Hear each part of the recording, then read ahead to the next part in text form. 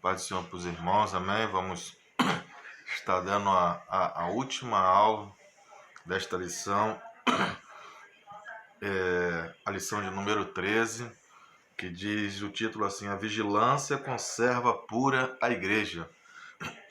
Então, irmãos, vamos orar, vamos agradecer a Deus, que Deus venha nos dar entendimento, para que possamos aprender, irmãos, uns com os outros. Vamos orar, porque a lição é grande, tem que resumir o máximo possível, o tempo é curto. Então vamos orar a Deus neste momento.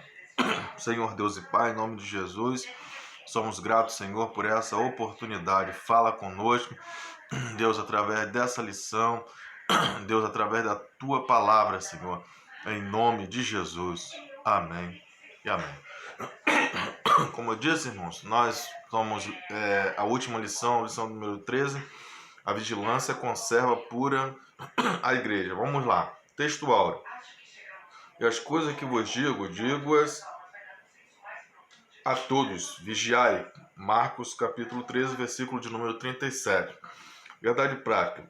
Através da vigilância, a igreja se manterá pura e não se afastará do modelo traçado por Cristo, rejeitando assim as inovações e o mundanismo dos nossos dias. Leitura bíblica em classe. Encontra em Mateus capítulo 25, do 1 ao 13. Então o reino dos céus será semelhante às 10 virgens, que tomando as suas lâmpadas saíram ao encontro do esposo. E 5 delas eram prudentes, 5 loucas. As loucas, tomando as suas lâmpadas, não levaram azeite consigo, mas as prudentes levaram azeite em suas vasilhas, com as suas lâmpadas. E tardando o esposo, tosquenejaram todas e adormeceram. Mas à meia-noite ouviu-se um clamor: aí vem o esposo, saí-lhe ao encontro. Então todas aquelas virgens se levantaram e prepararam suas lâmpadas. E as loucas disseram às prudentes: dai-nos do vosso azeite, porque as nossas lâmpadas se apagam. Mas os prudentes responderam, dizendo: não seja caso que nos falte a nós e a vós, e diante aos que o vende, e comprai-o para vós. E tendo elas ido comprá-lo, chegou o esposo, e as que estavam preparadas entraram com ele para as bodas, e fechou-se a porta. E depois chegaram também as outras virgens, dizendo: Senhor, Senhor, abre-nos a porta. E ele respondendo disse: em verdade vos digo, que vos não conheço. Vigiai, pois, porque não sabeis o dia, nem a hora em que o Filho do Homem há de vir.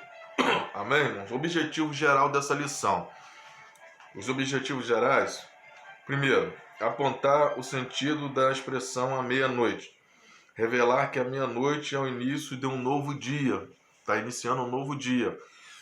Chegou a meia-noite, já estamos passando de um dia para o outro. Expor que a meia-noite é a hora das trevas, é a hora que está escuro, bastante escuro, irmãos. Descartar que a meia-noite marca a vinda do noivo. Ressaltar que o clamor da meia-noite como um brado de alerta. Jesus está voltando. Introdução. Chegamos à última lição deste trimestre. Mais uma vez o Espírito Santo que quer nos despertar, dizendo que o tempo se abrevia. 1 Coríntios 7, 29. Meditemos hoje na parábola de Jesus escrita em Mateus 25, do 1 a 11, onde encontraremos 10 virgens que ouviram o clamor da meia-noite. Versículo 6. Mas apenas 5 delas estavam preparadas para ele. Deus nos abra os corações para compreendermos a sua palavra, pois temos a necessidade de estar devidamente preparados. Amém. Vamos lá, tópico 1. Primeiro tópico, irmão, tem que adiantar porque a lição é grande, é corrido, o tempo é curto. Meia-noite, o dia que já passou.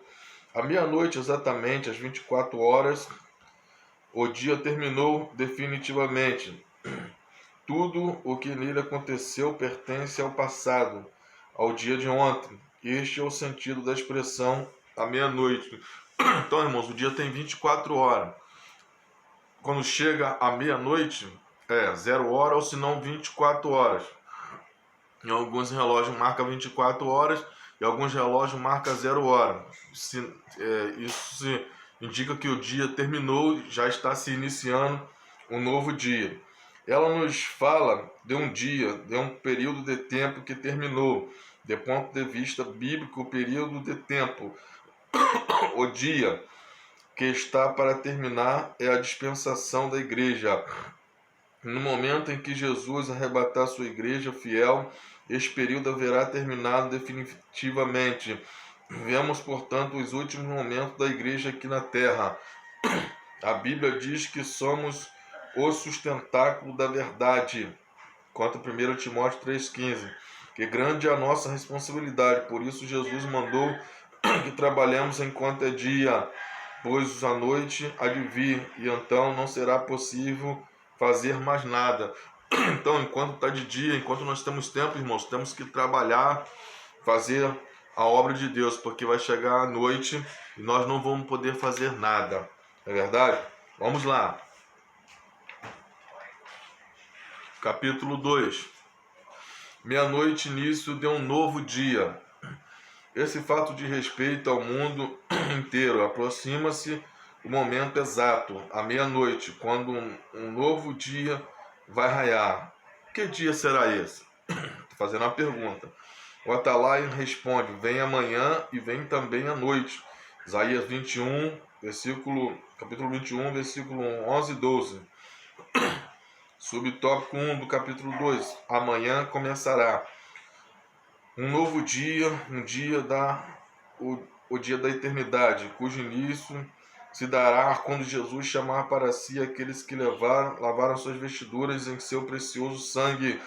Esse é o dia de Jesus Cristo. Naquele momento, melhor do que nunca, Jesus verá o fruto do seu trabalho, de seu sofrimento. Os que são do Senhor ressuscitarão e serão transformados os vivos. E Jesus levará a sua noiva para a sala das bodas, onde a igreja e o cordeiro se unirão para todo sempre. Desde já oremos e digamos: amém. Ora vem Senhor Jesus. Então, irmão, Jesus já se aproxima, irmãos, para vir buscar a igreja. Isso é notório. Nós vemos tudo que tem acontecido no mundo. A palavra de Deus tem se cumprido e vai se cumprir. Não vai cair, não vai deixar de se cumprir um tio da palavra de Deus. A palavra de Deus vai se cumprir toda ela, porque Deus é fiel para cumprir e velar pela sua palavra. Talvez você tenha ouvido que Jesus está voltando desde que você era pequenininho, desde que você era criança. Mas a Bíblia diz que nós não sabemos o dia nem a hora, mas a Bíblia diz para que nós venhamos vigiar e orar, porque não sabemos nem o dia nem a hora que o Filho do Homem há de vir buscar a igreja. Então quando acontecer esse evento, nós devemos estar preparados como noiva do Cordeiro. Porque eu costumo dizer que vai haver um casamento entre Cristo, que é o esposo, representando o esposo, e a noiva, que é a igreja de Cristo, que somos nós. Então, vai ter uma união eterna. Vai haver esse casamento entre Cristo e a igreja. Então, nós devemos estar preparados para esse esse acontecimento extraordinário. Porque nós, como igreja de Cristo, porque quando eu falo também, quando às vezes eu prego sobre essa parábola, que uma noiva, quando ela vai se casar, ela não vai de qualquer maneira. Não. Ela não vai toda rasgada, toda bagunçada, sem se arrumar. Não, ela se prepara porque ela vai se encontrar com o seu noivo, com seu futuro esposo. Então, ela se prepara porque ela não quer se apresentar diante dele de qualquer maneira. Na verdade? Então, assim, nós como igreja de Cristo, nós devemos nos preparar para que nós não venhamos se apresentar diante de Cristo de qualquer maneira. Porque, de qualquer maneira, irmãos, nós vamos ser rejeitados como essas loucas foram rejeitadas. Porque quando nós estamos preparados, nós vamos fazer igual os prudentes fizeram, levando azeite consigo, estar em constante oração, cheio da presença do Espírito Santo, cheio do azeite de Deus na nossa vida, para quando esse evento acontecer, o noivo bradar, vir buscar a igreja, nós devemos estar preparados para que quando as portas se abrirem, nós entrarmos e não ficarmos do lado de fora como as loucas ficaram. Vamos lá, a noite vem. Quando Jesus levar a noiva, começará também o dia da ira do Cordeiro. Triste vai ser para quem ficar, irmãos. Para o mundo que rejeitou a Jesus, o grande lagar da ira de Deus será pisado sem misericórdia. As trevas dominarão a terra. Para os homens que não houveram dado crédito às palavras de Deus, começará o dia da vingança. E a ira de Deus será executada repentinamente, assim como foi nos dias de Noé. Porque nos dias de Noé, estava lá Noé, Deus falou que ia trazer dilúvio sobre a terra, que iria destruir a humanidade. E a humanidade naquela época não deu crédito, né? Não deram crédito a Noé, não deram crédito à sua pregação. Mas quando aconteceu o negócio, aí já era tarde demais, irmãos. Mas louvado seja o nome de Jesus, porque Noé, quando Deus falou com ele, e ele deu ouvido à voz de Deus e começou a construir a arca, porque o dilúvio iria acontecer como aconteceu, foi salvo ele, sua esposa, seus filhos e a mulher de seus filhos. E entrou lá na arca um casal de cada animal. Então, irmãos, a Bíblia diz o quê?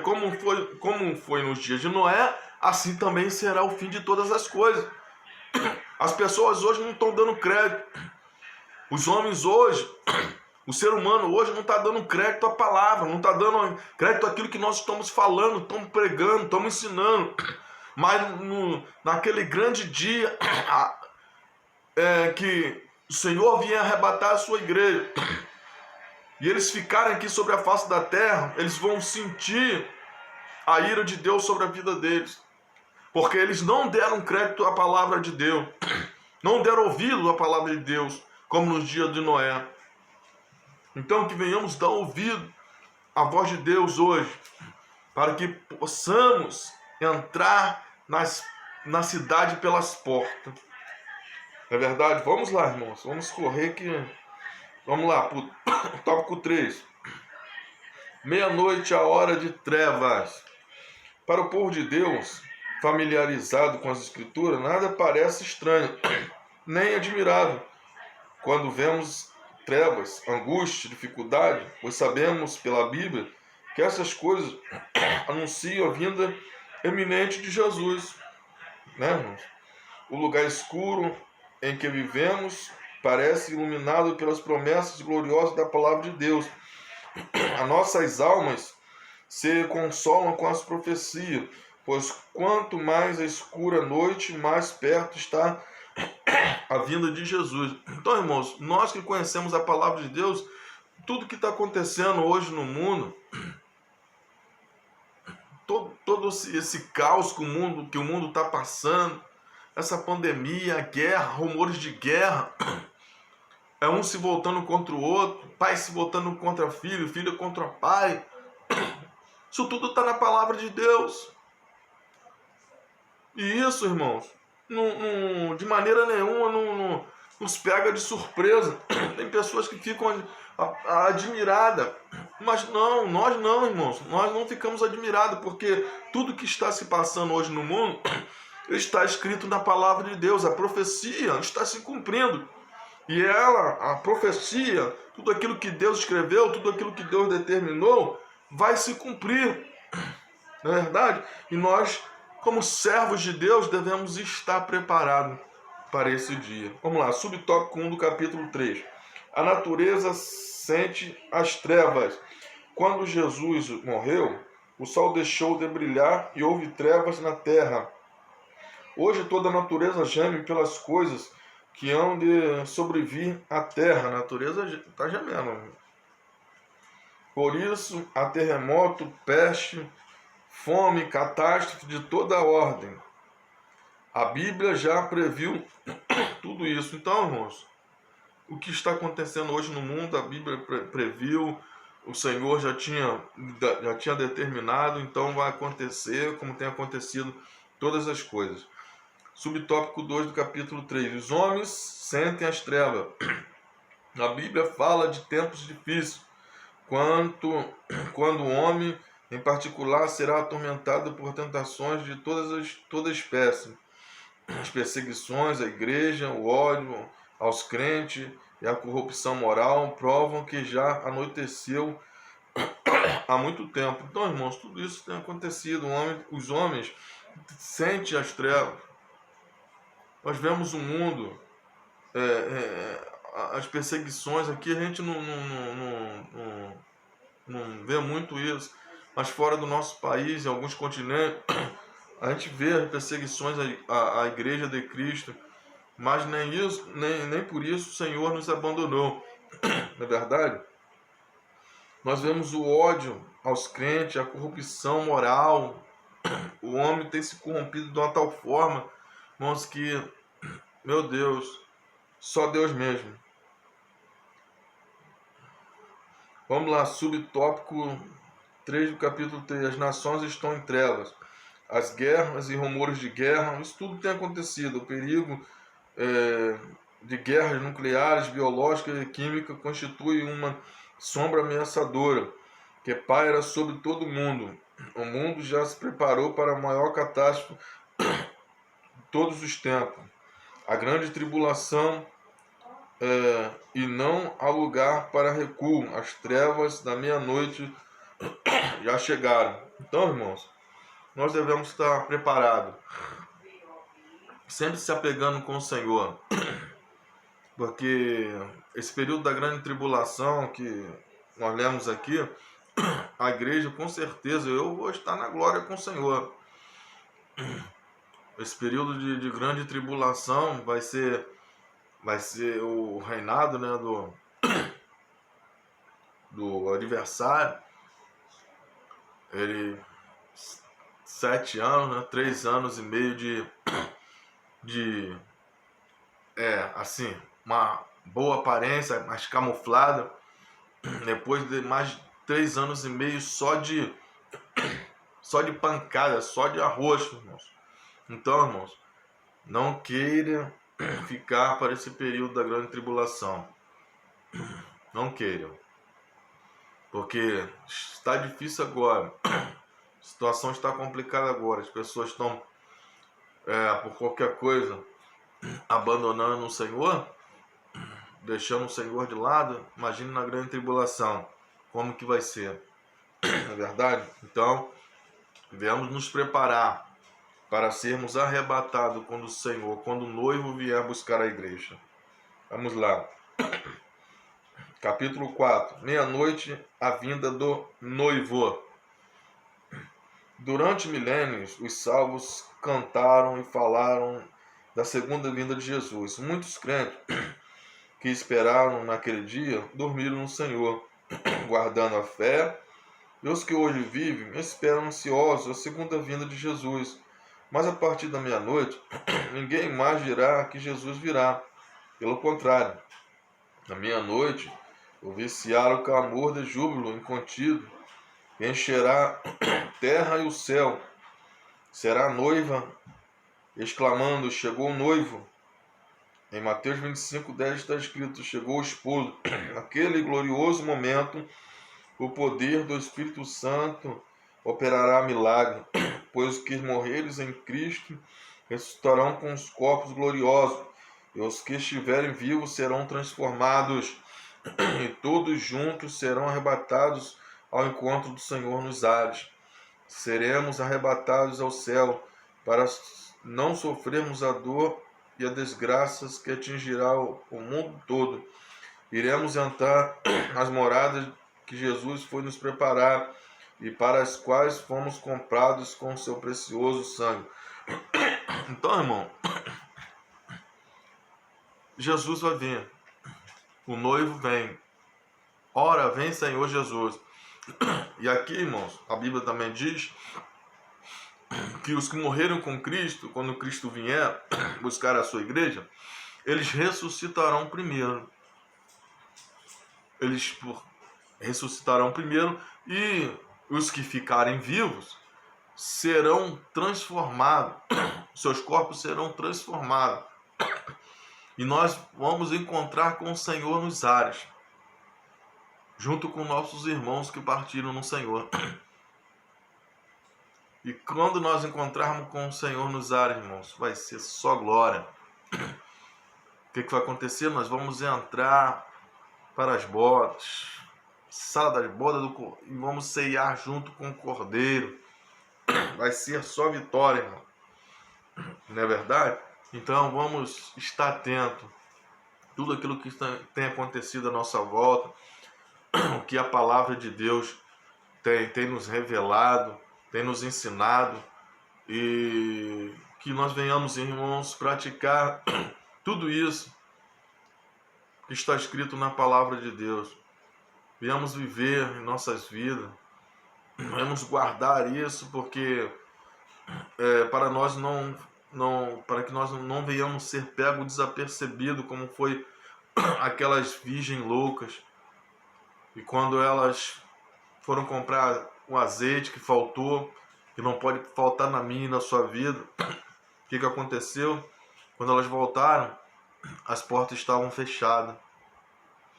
E a Bíblia diz, irmãos, que a porta que ele abre ninguém fecha, mas a porta que ele fecha também ninguém abre. A porta está aberta, ele está voltando, mas Jesus, que é a porta, um dia essa porta vai fechar para toda a humanidade. Ela está aberta para todos os que quiserem entrar por essa porta, mas um dia essa porta vai fechar, e quando ela fechar, irmãos, aí já era.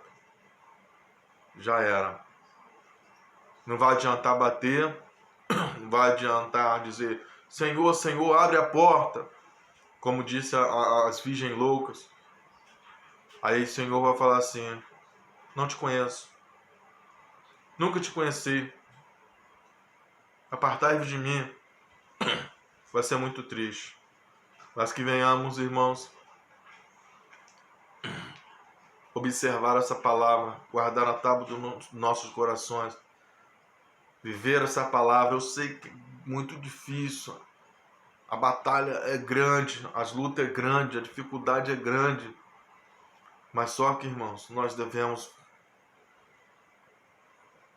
porfiar, lutar para entrar por essas portas. Porta que Mateus fala que lá em Mateus fala que é apertada, caminho apertado, a porta é estreita, e a Bíblia vai dizer que são poucos que entram por ela.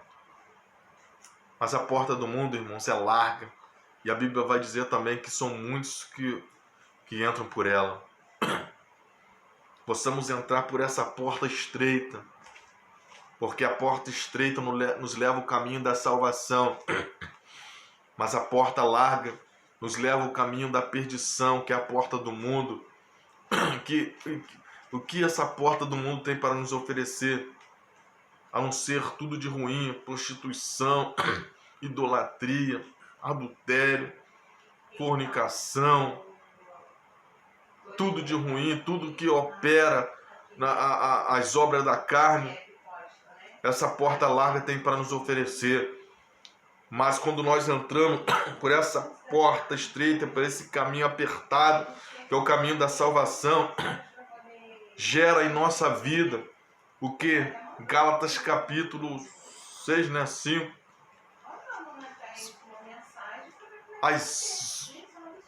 Os frutos do Espírito.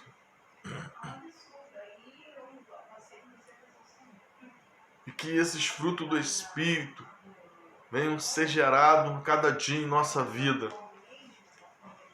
para que possamos seguir por este caminho e entrar por essas portas, por mais estreita que ela seja, mas nós vamos entrar por ela, em nome de Jesus, porque a Bíblia diz, irmãos, que aquele que não entra pelas portas, entra por outra parte, por outro lugar, é ladrão ou salteador. E nenhum ladrão, nenhum salteador herdará o reino dos céus, entrará na cidade.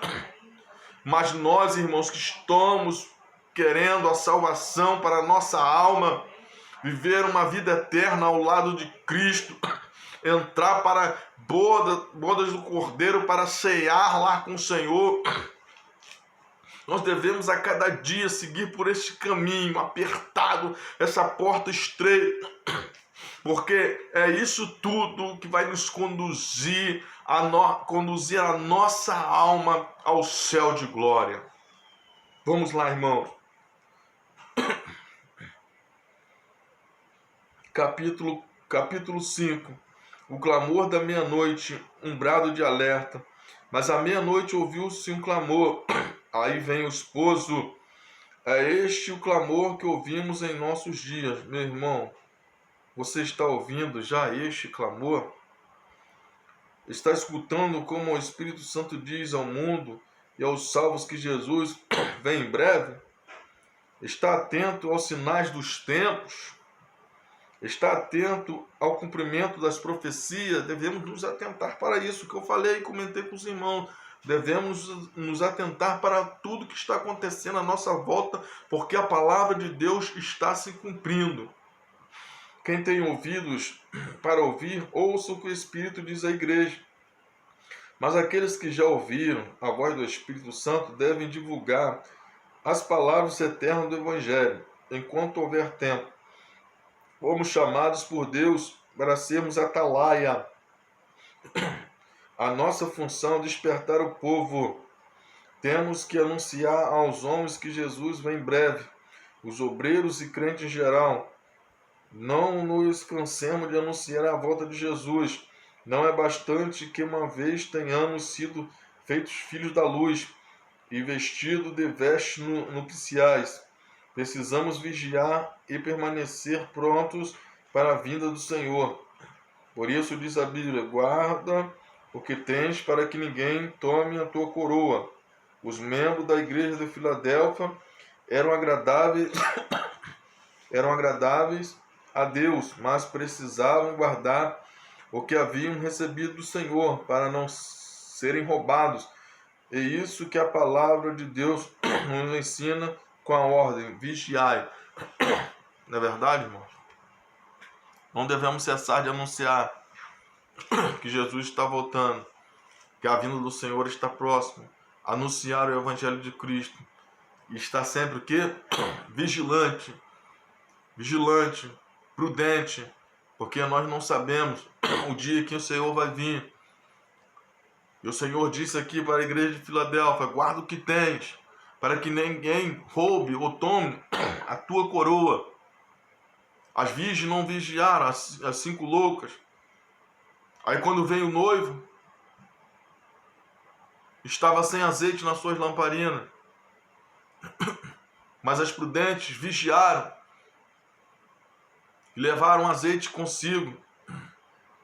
E quando veio o esposo, veio o noivo. Aí vem o noivo, elas estavam preparadas.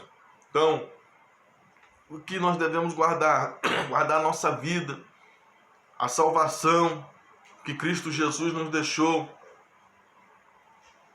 que nos resgatou com seu precioso sangue lá na cruz do Calvário.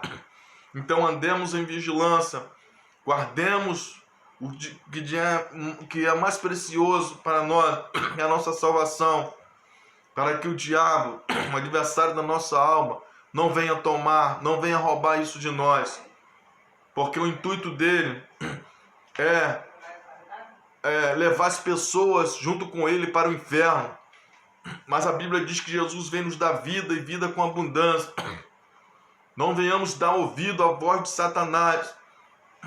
A Bíblia diz que a ovelha conhece o seu pastor, o seu bom pastor, que é o nosso bom pastor, é Jesus. E quando nós conhecemos a voz desse pastor, o nosso pastor que é Jesus, nosso bom pastor, nós seguimos ele. De maneira nenhuma damos ouvido à voz de estranhos. O intuito do adversário é nos levar junto com ele, mas que venhamos guardar o que temos, a nossa salvação, para que o adversário não venha roubar.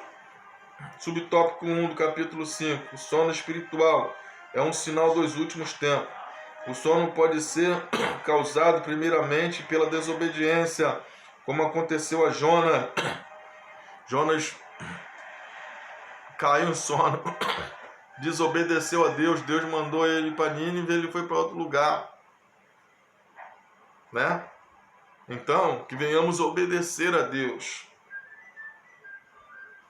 Quando obedecemos a Deus, somos revestidos do poder do Espírito Santo. A obediência gera isso, o poder do Espírito Santo em nossa vida.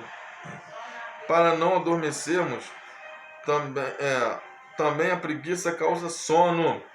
Quando Davi ficou em casa desocupado, enquanto seu exército combatia, caiu em tentação. Por isso, é uma bênção para o crente estar muito ocupado na igreja do Senhor. Com certeza, devemos estar ocupados na obra do Senhor, né? Trabalhar e orar, na seara e na vinda do Senhor. Devemos estar ocupados na obra do Senhor, para que a nossa mente esteja ocupada também nas coisas de Deus e nós não venhamos, nosso pensamento não venha ter espaço para outras coisas. A Bíblia diz assim, ó: como já ressuscitaste com Cristo, buscai as coisas que são do alto, onde Cristo está sentado à destra de Deus. Então, o nosso pensamento, a nossa mente deve estar ocupada naquilo que é do Senhor. Vamos lá. Por isso, é uma bênção para o crente estar ocupado na igreja do Senhor, servindo ali. Esgotamento espiritual por falta de renovação também pode causar sono. Está escrito que Abraão teve que lutar contra o sono ao pé do altar. Precisamos do poder de Deus para ficarmos fortes e resistir tudo, inclusive ao sono espiritual, né? Mas Deus nos traz a palavra dele, que diz assim: desperta, ó tu que dormes, levanta dentre os mortos e Cristo esclarecerá. Você que está dormindo, acorda em nome de Jesus, porque Ele está voltando. Seremos guardados vigilantes se usarmos os meios que Deus põe à nossa disposição. É o subtópico 2 do capítulo 5. Ele nos desperta pela sua palavra. Jesus despertou seus discípulos falando-lhes, Mateus 26, 45 ou 46.